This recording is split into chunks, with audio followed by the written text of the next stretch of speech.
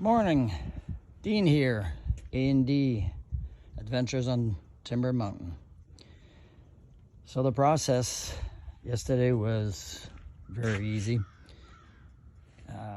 Was choosing the right logs, putting them down, measuring them if there's any doorways or anything like that, which is where I'm at right now. And what I'm doing now is I'm putting in the threaded rod, which will actually hold the timbers in place. So you pre-drill with a bigger bit. In this case I went with I believe it's a 1-inch bit, wood bit, and then what happens is it taps down on the cement. It pinpoints on the cement a little dot where I would put an anchor, and these are 1/2-inch drop-in anchors.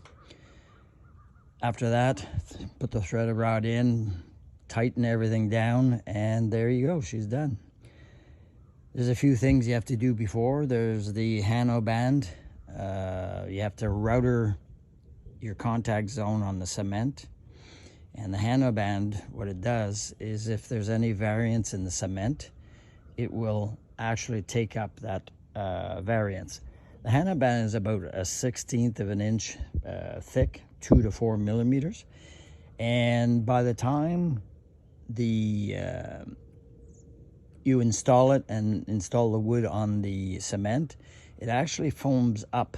So this 2 to 4 millimeter is the thickness that it starts out at. It'll actually thicken out to 5/8 inch thick. So I could have a 5/8 variance in the cement level. Thank you for watching, and please subscribe to A&D Adventures on Timber Mountain. Thank you.